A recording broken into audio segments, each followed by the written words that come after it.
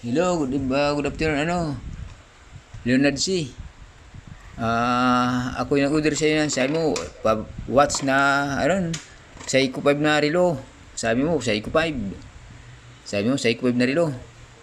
Tapos ito dumating, makita mo naman yan, ayan, tama ba tong sinabi mo? Na mamigay ka ng Seiko 5 na relo. Seiko 5 watch. Yan, dumating. Watch nga. What's happen? Yan. Leonard C. Modus man, ano palang may ginawa mo? Modus pala to eh. Yan na kayo, no? Ay, nabasa mo ba yun? Microphone stand.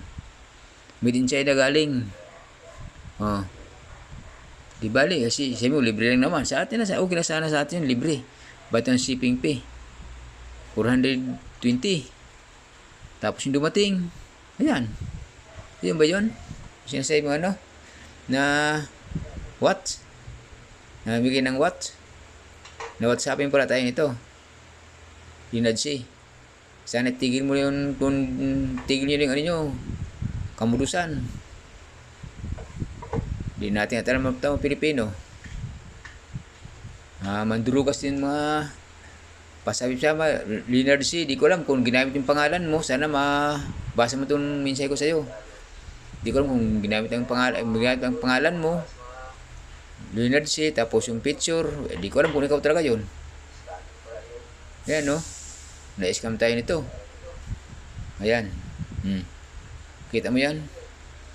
Microphone stand. Tapos bukas pa itong karton, no? Nakita mo yung ganyan pagkalagay niya, no?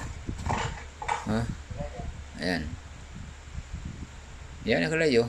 Microphone stand. Yan ba yung relo? Sinasabi mo na magbubayad ng una, magkano yung 319.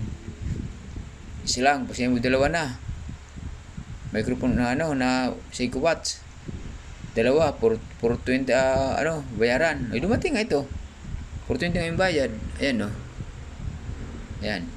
Microphone stand. Tapos ito yung GST. Ito yung nag-deliver. Ayan.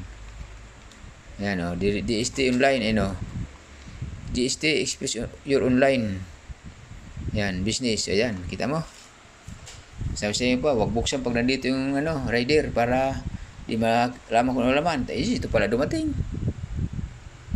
Pambihira. Manduro kasi din pala kaya,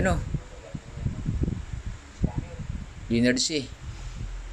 Di ko alam kung ginamit yung pangalan mo. Ikaw ba talaga to? Microphone stand na kalagay, Yan. Yan. Yan, kita mo? Ngayon naman sabi mo nito. Kung ginamit lang pangalan mo, paano?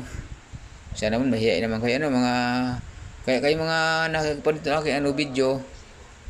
Kasi upload sa sa YouTube. O kasi TikTok. Kung napanood nyo to, huwag kayo maniniwala. Sabi, mamigay ng relo. Tapos siguro pili siya na mamigay ng relo. Nakasawal siya ng Arabo. Sabi niya, tapos niya sa akin address ko.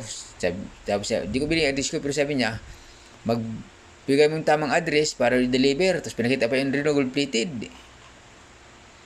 Kasi ang sawa daw niya, Arabo ata yun.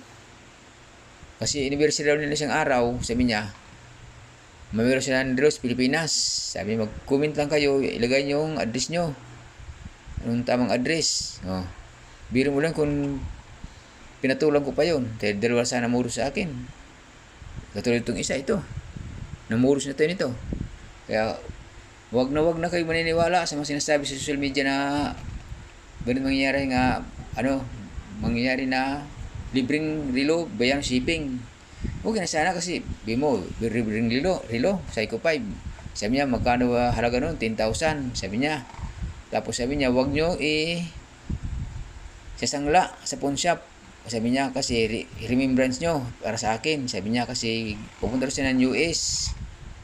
Kabili siya doon bahay. Sabi niya, mamili daw sa customer daw singil sa tax pag di na sa US.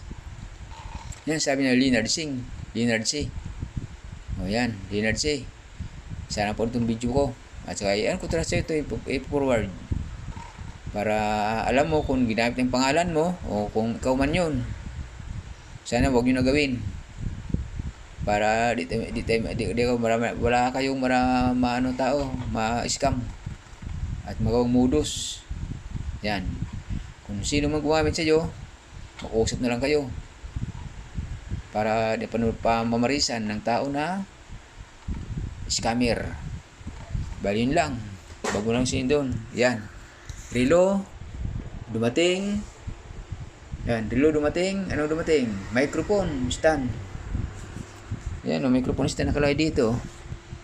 Pro 20 byte ko niya sa rider. Bukal, microphone. Yan. Microphone stand. Ano yun? Relo ba yun? Sus, patawarin naman nila kayo.